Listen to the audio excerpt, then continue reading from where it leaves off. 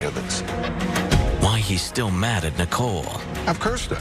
I've been to her gravesite, and why? What the hell? And why he agreed to tell all.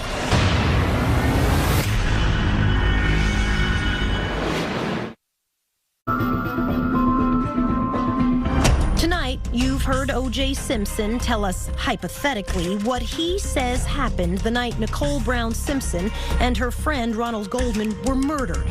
Next, he tells us what he really thought of the trial of the century and why he is still angry with his late ex-wife.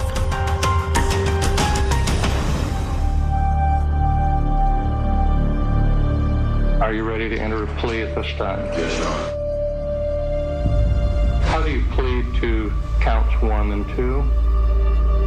Absolutely 100% not guilty.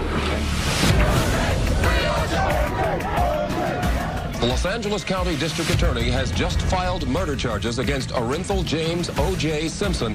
For nearly a year, the so-called trial of the century was must-see TV. There is an amazing, ravenous appetite for information about O.J. Simpson. In 1995, just 3 years after the L.A. riots, the debate over O.J.'s guilt or innocence divided America across racial lines.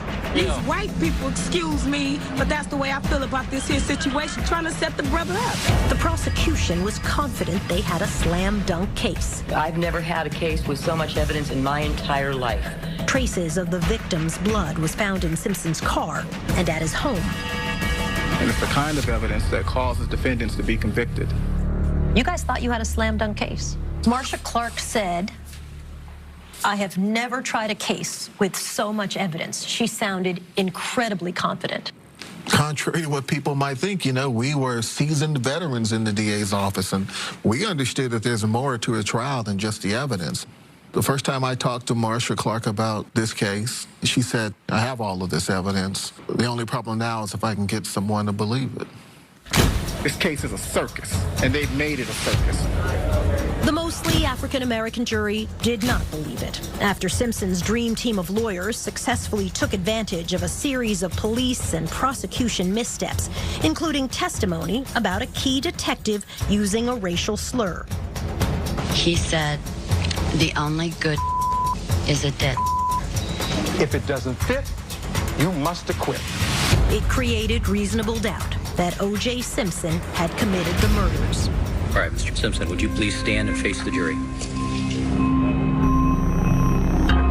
We, the jury, in the above entitled action, find the defendant Orenthal James Simpson not guilty of the crime of murder in violation of Penal Code Section 187A, a felony upon Nicole Brown Simpson, a human being as charged in count. So 11 months of trial.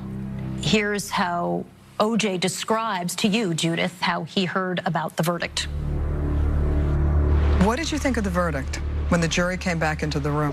I felt that if there's anything right with the universe, there's no way they can convict me of this, right? And we're not talking hypothetical yet. That's how I felt. There was a lot of talk that somebody who knew the verdict came to my cell and told me the night before, which is totally BS.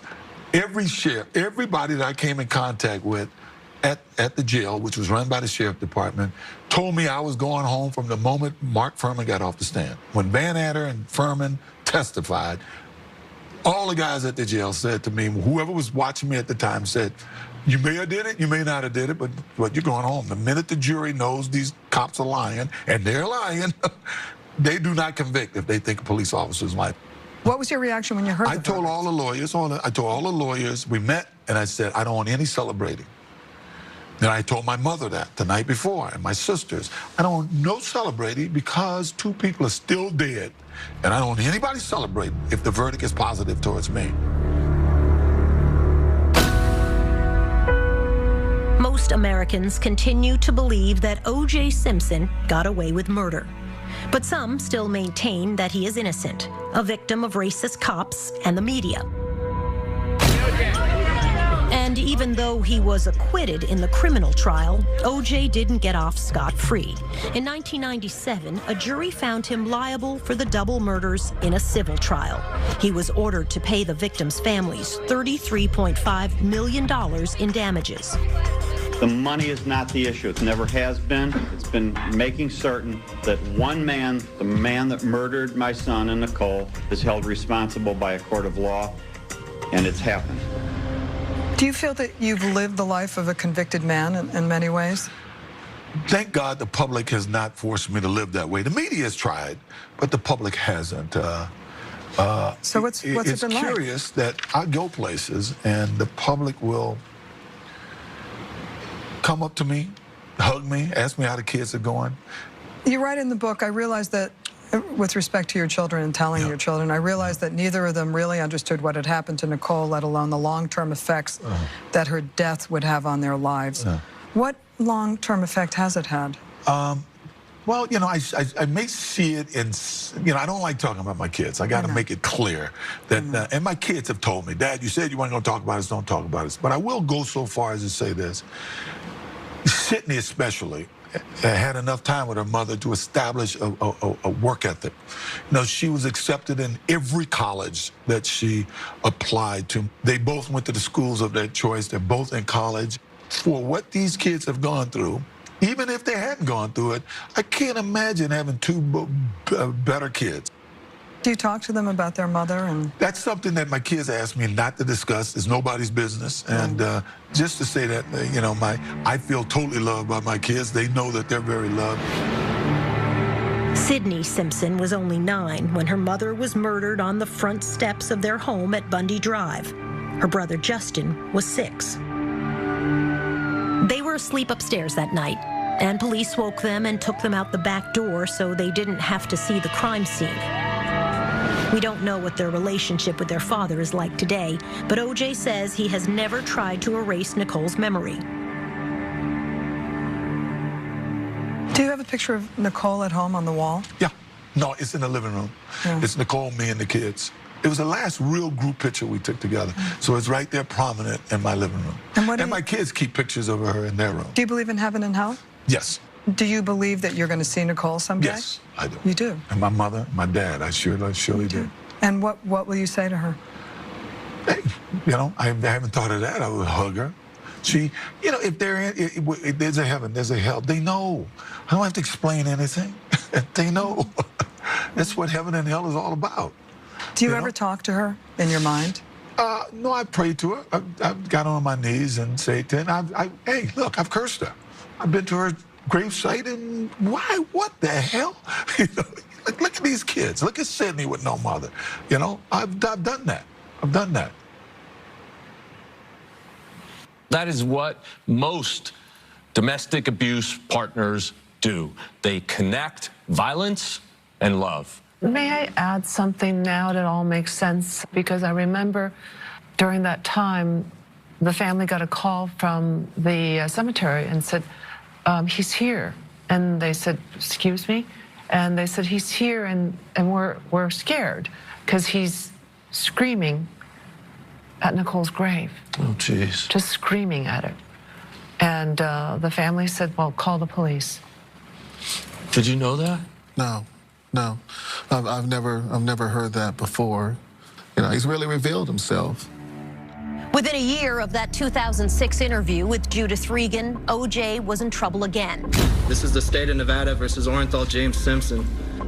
Arrested in Las Vegas for armed robbery and what he maintains was an ill-conceived plan to recover sports memorabilia that he claimed belonged to him. He was sentenced to 33 years in prison, but was paroled after only 9 and released last October.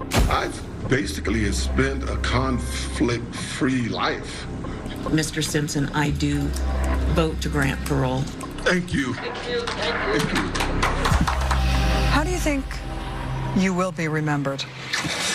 You know, we talk in this book about hypotheticals. You understand what I'm saying?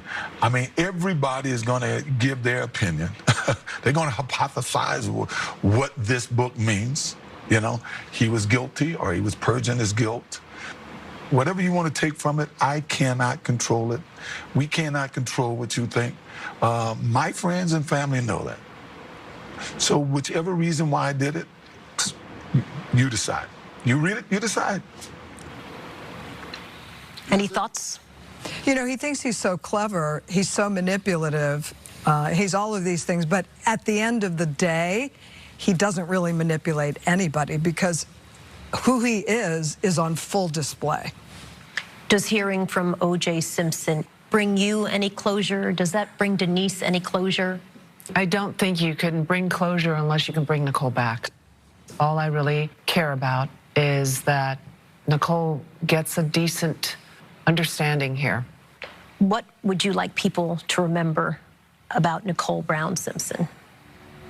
Just the sweetest, the most decent, the moral compass of a lot of us. An incredible mom. She was a really good person.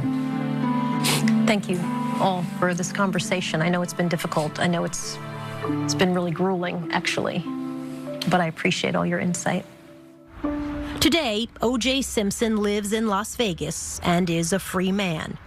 They're the ones that abandoned me. But 12 years ago, as the intense interview wound down, O.J. Simpson showed some regret. Anything else? Nothing for us. No. Okay. No. All right, good. Yeah, I'm done. Guys, I tried my best here. Okay. I'm done. No, we've done what I need to do.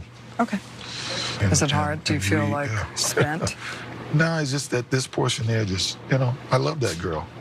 Yeah, it hurts too. But, hey, it's what it is.